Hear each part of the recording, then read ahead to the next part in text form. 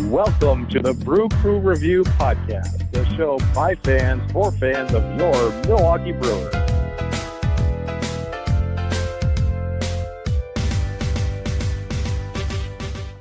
Welcome back, Brewer fans, to the Brew Crew Review Podcast. Thanks for tuning in. I'm Craig, and joining me today is Vince and Scott. Hey, fellas.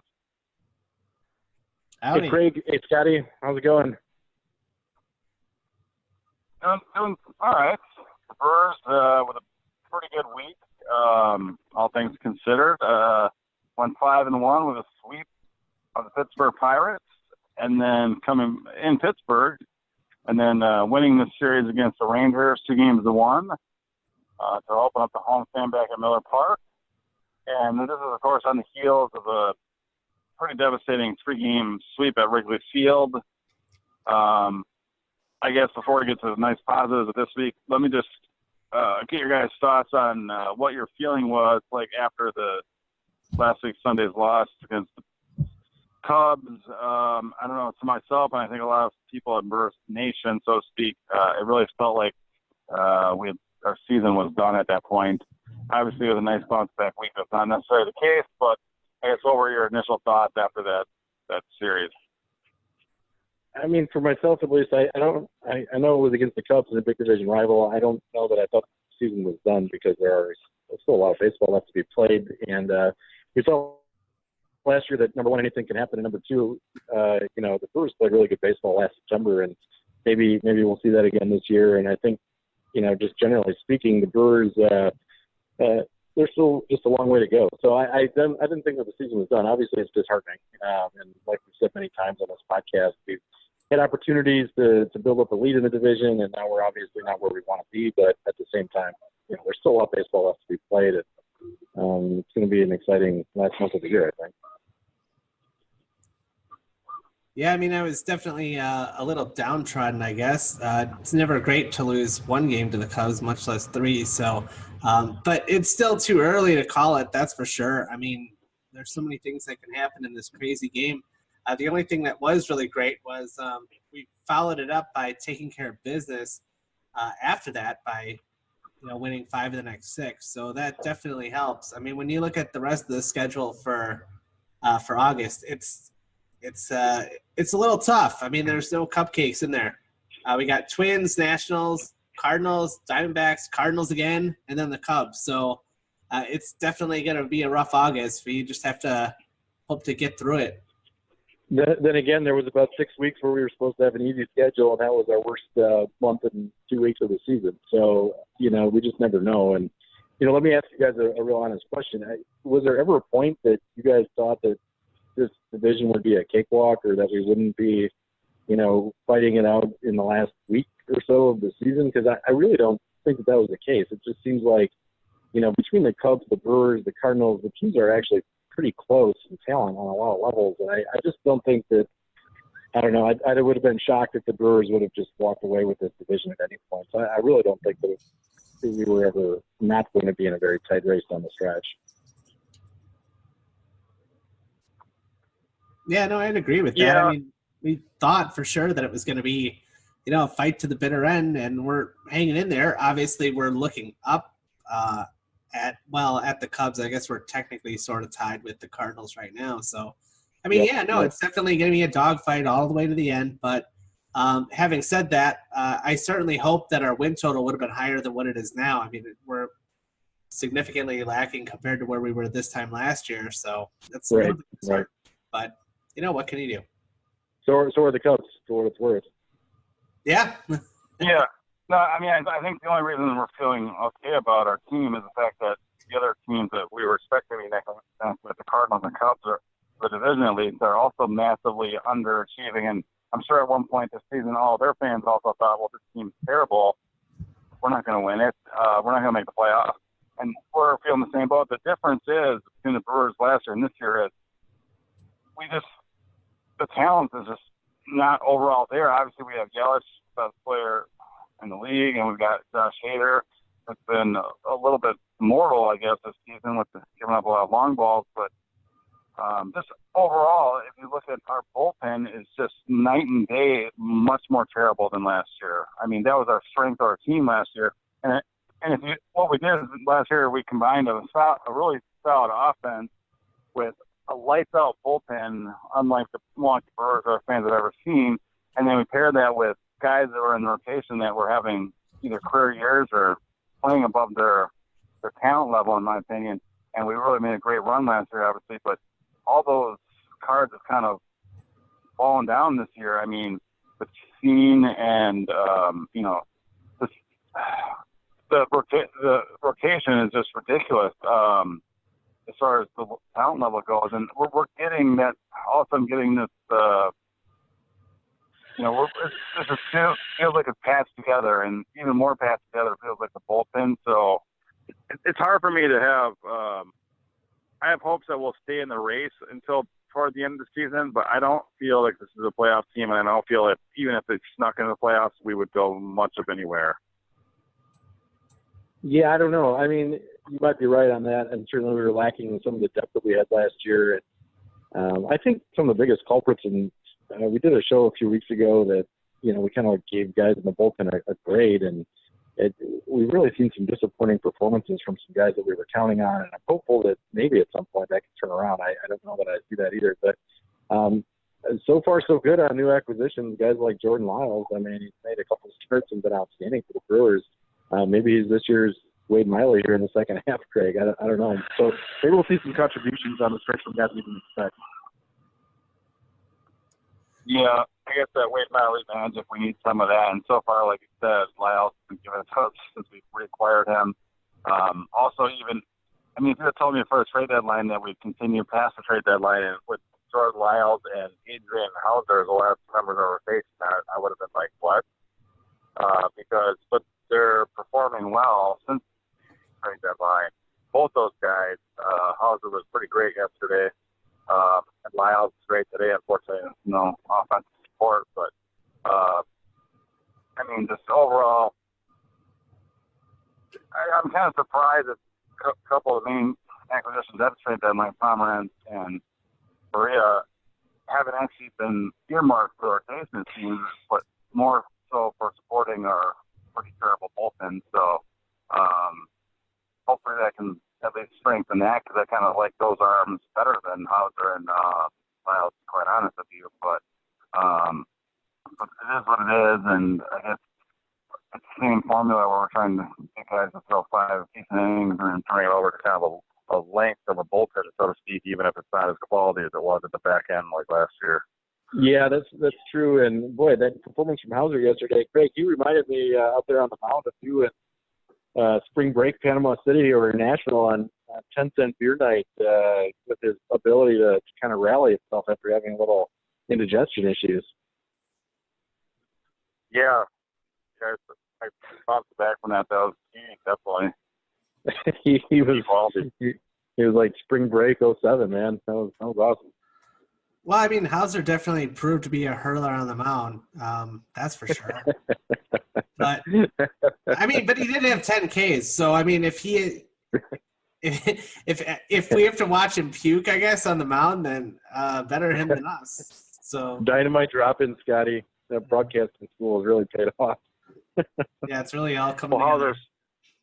Hauser's still a young guy, and it was Saturday after a Friday night. I'm sure you can't blame the guy. No, definitely. Look at our co-host, Chad. Yeah. Exactly. I think if he said he was hungover, even if he wasn't, like if he just lied about it, but the coaching staff knew that he wasn't, and he wouldn't get in any trouble for it, then I think he'd just become a fan favorite. People would be like, look at this guy. Man, this is like vintage 80s Brewers right there. Yeah, exactly. All he needed was a grit out in the dugout between innings. Awesome. Well, you guys mentioned that the Brewers have some tough competition coming up on the schedule, but they seem to have kind of stepped up their game and done fairly well against teams that are over 500. They had, like Vince was saying, that supposedly stretched against teams that were under 500 and teams they should have beat. We really didn't do that well. But, at this point, I think it's going to be the Brewers' best and only path, and it's always felt this way to the playoffs, is to win the NL Central. I just feel like the Cubs will continue to play under their talent level, and that they can still be vulnerable. Whereas the amount of teams that are in the wild card race, some of them are really trending the opposite way we are, as far as just getting really hot at the right time. And that would, of course, be the New York Mets, who are ridiculously on fire. I know that their 8-game winning streak came to an end today against the Nationals, and that's the other team that's been playing really well, the Nationals. And I mean, if you look at those two teams, I mean, I don't want to just hand them both the wild card spots right now, but if you look at them and their rotations, I mean, the Brewers just don't have the horses to compete with those guys. I mean, with the Nationals, you're talking about Scherzer, Strasburg, Corbin, and then, of course, with the Mets, you got Syndergaard, DeGrom, Wheeler, Stroman. and of course they acquired Stroman too. So I don't know. It's going to be very difficult. I mean, I would think the Brewers have better offenses than either of those clubs overall, but I mean. But anything can happen tough, in baseball. tough. I mean, anything can happen. We thought that the Mets were, were crazy for acquiring guys just 2 weeks ago. Not even. So, I mean, a little hot streak during the season doesn't necessarily make you a playoff contender. I still am not sold on the Mets, though their rotation is, like you said, Craig, amazing. But I don't know. The Nationals have a ton of holes. Listeners might know I live out in Washington, D.C. and go to a lot of Nationals games. Their bullpen is awful. It's way worse than ours. And I have very little faith, actually, in the Nationals' ability to close out games, and I think that there's some gaping holes on that team. So I'm really not conceding the wild card race either at this point. And we do have a big 3-game set against the Nationals coming up here just this next weekend in Washington, D.C., and I will be at all 3 games, guys, covering for the Brew Reviews, from our travel budget. So I will be out here and looking forward to seeing the Brewers hopefully win a series against the Nats and continue to be very relevant in that wild card discussion, if not the division. Man, you guys stole my thunder a little bit there, because I was going to say, like, when we were talking about the Brewers and their hopes of winning the division or winning the wild card, like, it's way, way too early, and there's so much more baseball to be played. I mean, if there's 2 great examples of that, just go back in your time machine and go back to 3 weeks ago and look at the Mets and then look at them now.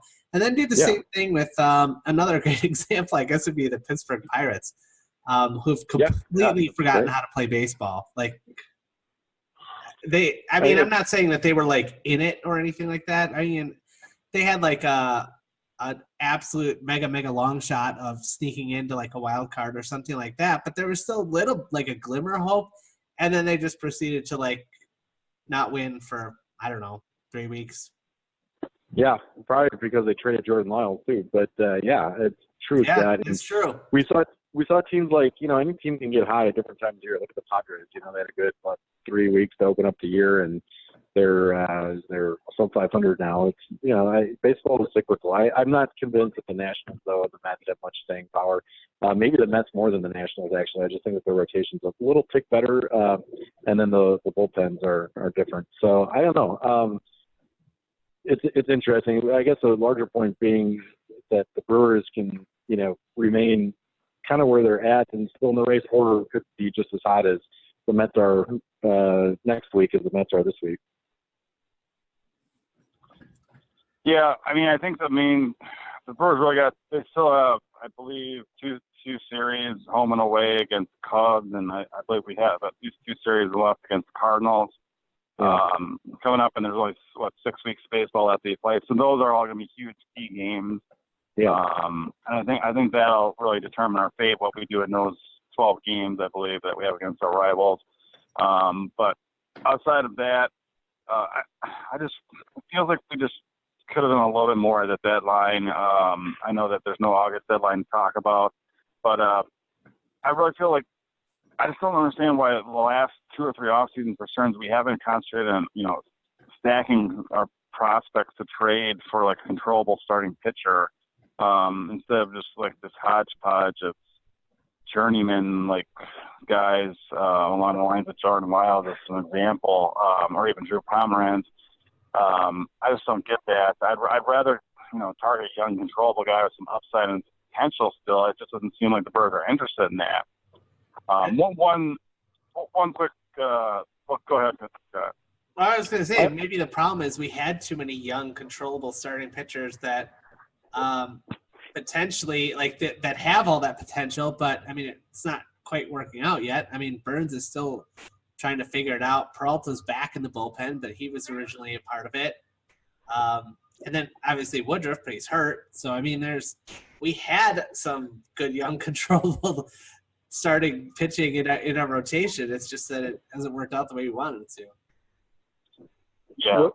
Yeah, and Craig, to your point, I mean, so my initial thought has always been, maybe David Stern sees the price tag and it's a bit much, but I do see other teams, making deals for starters that I would have made myself. I mean, including the Mets trade for Stroman. There's other examples as well. I mean, maybe we just don't have the depth to make these deals that other teams do, though, and other teams view our system as being fairly weak compared to the rest of the league. So I'm guessing that that's part of the equation as well. I don't think it's David Stearns necessarily having a lack of due diligence on trying to acquire a young, cost-controllable starter, but the price tags are either too high or other teams just don't see that we match up as a trade partner too.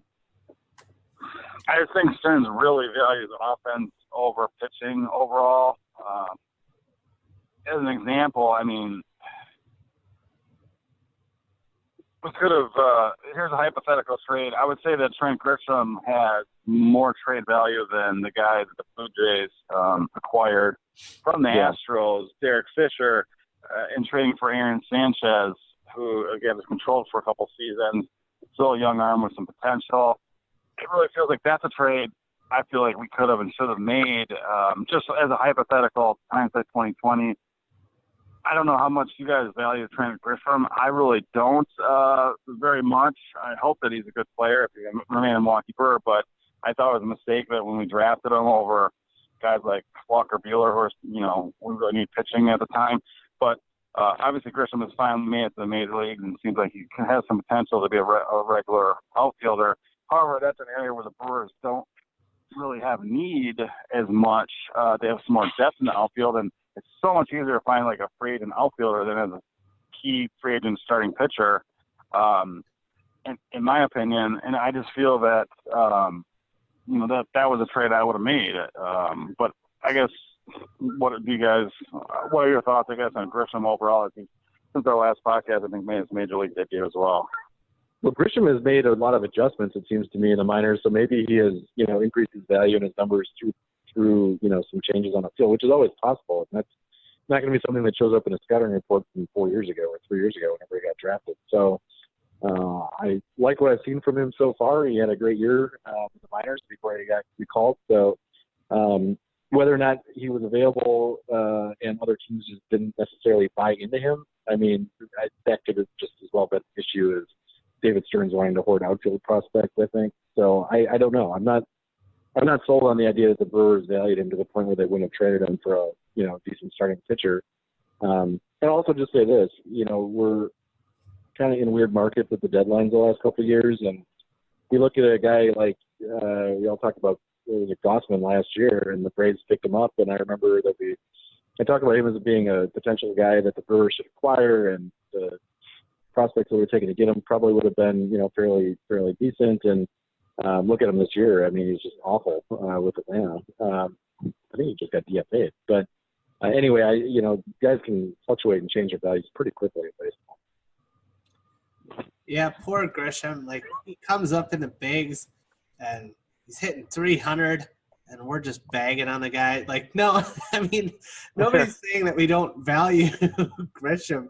It's just that we value starting pitching more, especially when we really, really need it. I mean, at the time of the deadline, I think we had like one healthy starter. So, yeah.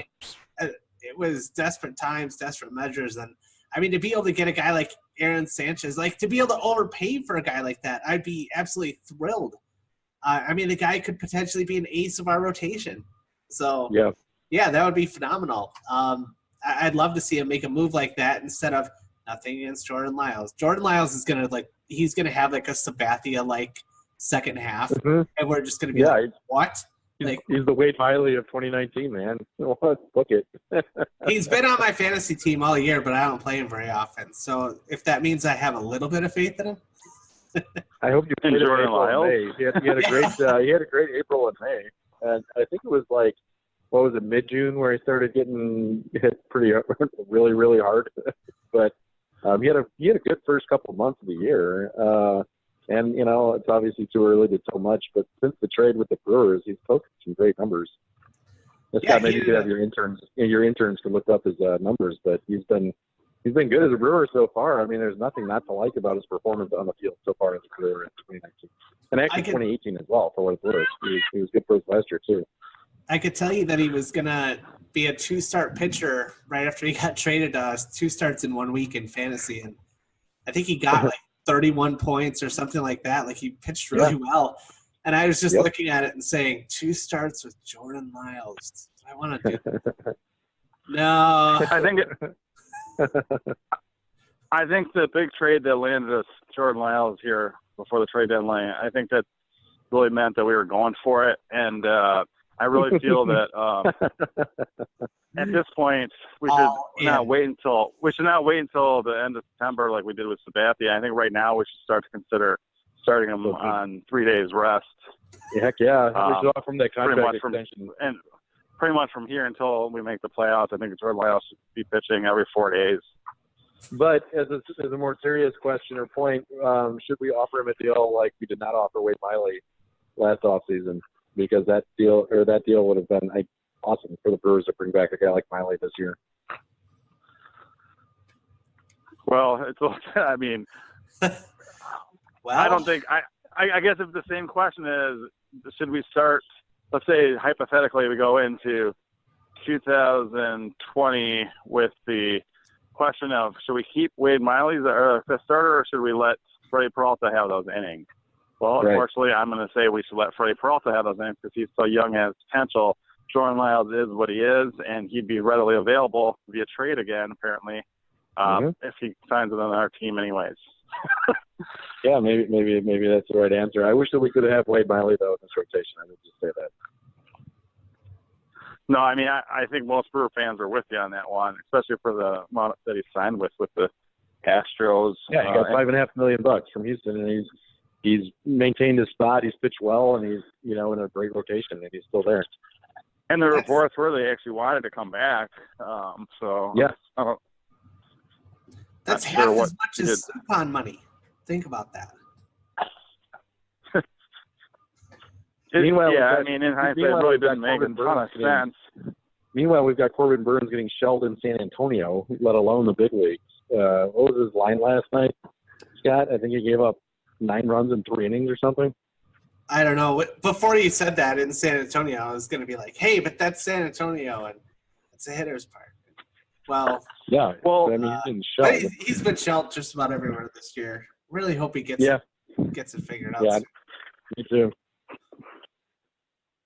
To kind of back up Stern's decision not to bring back, well, first of all, Jordan Lyles, which people are complaining about now, but even Wade Miley, I think if you looked at coming into the year, okay, you're looking at a rotation coming into the year, and you've got Justine, who was pretty much our best pitcher last year, so he was guaranteed a spot. You had both Zach Davies and Chase Anderson, who were going to be parts of the rotation in some form, at least one of them. And so that's 2 or 3 spots right there. And so the last 2 spots in rotation, we're going to go to some combination of the 3 young starters who they all worked out of the bullpen last year during our stretch run and even into the playoffs.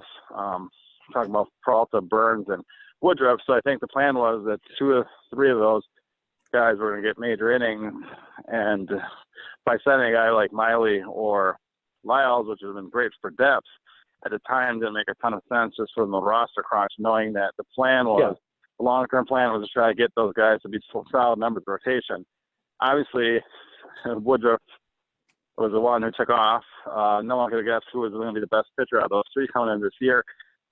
Woodruff took off as an all-star with us this year, so that part of it worked out. The other 2/3 didn't, and that makes the decision look all that much poorer. But at the time, I would have to decide that Stearns is probably, that was his perspective at the time, and I don't totally disagree with not bringing back Miley and Lyles in hindsight. Yeah, no, and we discussed it at length in the show, but I'm not saying David Stearns necessarily made a bad decision. I am saying, though, that putting full stock into 3 young guys who are virtually unproven as starting pitchers at the major league level may not necessarily always be the best option for a team that wants to contend for the playoffs. I mean, and right away, the need became apparent either through injury or bad performances because we had to sign Gio Gonzalez by, the second week of May. So, if not earlier. So just saying that there may be some different decisions being made going forward. I don't know. And hopefully guys like Peralta and Burns can still figure it out. And, Burns has obviously pitched far worse than the other 2 guys. And Woodruff obviously did work out. But I'm just saying that putting that much stock into 3 guys that were not really had much of a track record at the big league level as starting pitchers may not necessarily always be what we see going forward because of the experience this year. Man, poor Stearns. I'm like, well, I mean, the poor guy, he's like, well, I'm in a small market. I only have a certain amount of money that I'm allowed to spend, believe it or not. And, all I did in the offseason is bring in 2 all-stars. That's right. That's 2 times in back-to-back years now. He's brought in 2 all-stars in the offseason, and he's like, name another GM that's probably done that. I mean, it's pretty rare, I guess. I mean, in a small market like this, I mean, you can, if you're a big market, you can just sign whoever you want. But, I mean, I guess the Brewers have probably done that, I'll just guess, maybe 3 times ever. And 2 of them were in the last few years. So, I mean, what can you do? But we should really be talking about people that aren't contributing, like Travis Shaw was sent down again, I think. Yeah, that's a big piece of news. Travis Shaw sent back to the minors. Hernan Perez brought back up to the big league. So Hernan is back and still in the running to be the longer tenured Brewer going forward, besides Ryan Braun. So, yeah, that was big news. Do you guys agree with sending down Shaw at this point? I mean, yeah. I mean, I don't know what else we could do. Like, we've given the guy so many chances this year, and, like, I know he's done so well the last few years with this team. He's been a vital part of this organization, and he just can't get it done this year. I don't know what it is. Like, I'm just willing to just say, go spend the rest of the minor league season there, and I don't know. We'll see what happens after that, but if you can't get it done up here, I don't know what else to do. And what's crazy is he kills it when he's in San Antonio. He had a few great games down there, and it's what a frustrating year for Travis Shaw. And I do think that he's going to be brought back up after rosters expand. I'd be shocked if he wasn't, but you never know. Well, yeah, I mean, he's on the 40-man, and it makes sense to do so, just to even have a bench if they don't want to start him or whatever. But I think this is going to be one of those years where it's just kind of a wash, and I have a feeling at least somewhere in between what this Travis Shaw and the Travis Shaw we saw the last 2 years will come back in somewhere midway between next year and at least be a serviceable player for us, because there's really nothing else we can do with him. I mean, he has no trade value at this time, and he's not really something you want on non-tender when he still can be sent down and whatnot. So, I mean, it is what it is, but obviously you can't have a 150 or 60 batting average with that many at-bats sitting in your starting lineup, even against right-handers. I mean, it just can't happen. So, yeah.